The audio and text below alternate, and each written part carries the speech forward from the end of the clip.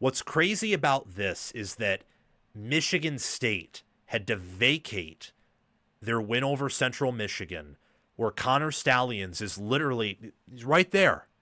He's right there on the Central Michigan sidelines, illegally scouting, recording signals, dressed up in a staffer's uniform for Central Michigan. Like, he's right there.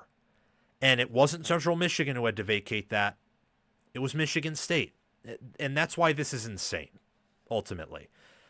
I don't have many thoughts on this. The NCAA vacated Michigan State's 2022 through 2024 seasons. It's due to Michigan State playing a handful of ineligible players under Tucker, and they continue to play under Smith, though they're no longer with the Michigan State program. And my thing is just, why? Why NCAA? Why do you do this? You're completely useless. I mean, I'm a Michigan guy, but I said from the get-go that Michigan cheated and Michigan deserved some type of punishment. All that happened is that Michigan's former staffers were hit with show causes that weren't even permanent. They were very long-term, but not permanent. Michigan got their college football playoff revenue taken away, and that only really matters if they make the college football playoff. And they didn't get any postseason ban, which, I didn't think was going to happen, didn't even necessarily know if it should have happened, but they didn't get it. They didn't vacate any wins because they didn't have any eligible players. And yet Michigan State here, those ineligible players probably didn't even help Mel Tucker or Smith win games. In fact, knowing how bad Tucker was at scouting and development, they probably helped them lose games. And vacating wins doesn't do anything. It's just, it's hypocritical. There's a bit of a double standard going on where I just think the rules are weird. How they enforce penalties on Michigan State for improper benefits or ineligible players at a time where we are, like, Derek Harmon was making $1 million at Michigan State defensive tackle before he went to Oregon, or somewhere around that ballpark. Bryce Underwood is making $12 million over a 3-year deal. It's just, why? Why are we focusing on this?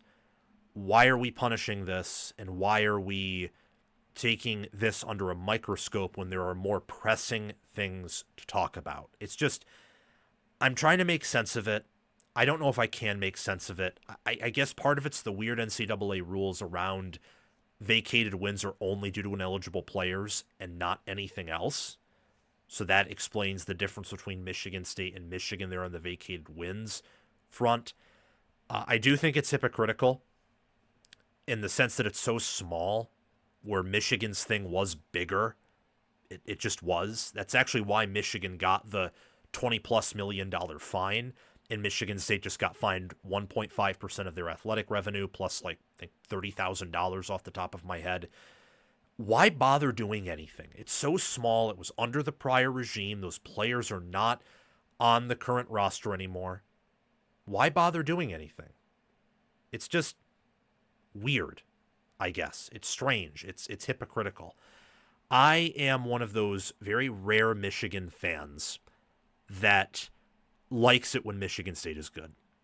And for Michigan State to just incur humiliation after humiliation after humiliation, and this one isn't one on the field, it's off the field in kind of an optional way. Like, this probably didn't have to go about this way, unlike Saturdays, where you can't really change the outcome. This channel will make you a college football expert and help you enjoy watching games and make more accurate predictions. So what are you waiting for? Like, subscribe, ring the notification bell, comment your thoughts, and watch the video all the way through so that you can get the full package. And check the description and pinned comment for more ways to help yourself and this channel. It's sad. It's rock bottom for Michigan State football. I do think Michigan State one day will field a good football team and program again. There's just too much history there, too many wealthy alumni, but it seems to be that the focus is on basketball, and I think that the donors and the billionaires, unfortunately, want a certain archetype at head coach, and one that I don't think exists all that much anymore, or if they do, depending on who they think that archetype is, they wouldn't fit well in the modern era. Like D'Antonio, with a few tweaks, could. Urban Meyer, come on. No, you can't get away with kicking your players anymore. You just can't do that. That worked at a time. We can argue whether it was ethical or not. Probably wasn't. It doesn't work anymore. Like college football in a player-head coach relations standpoint, it's more like the NFL than ever, and Meyer's been out of the game for a while. So if that's who the donors want, is the image of someone rather than an actual working head coach, then Michigan State's not going to be successful. And I feel like that's what's going on here.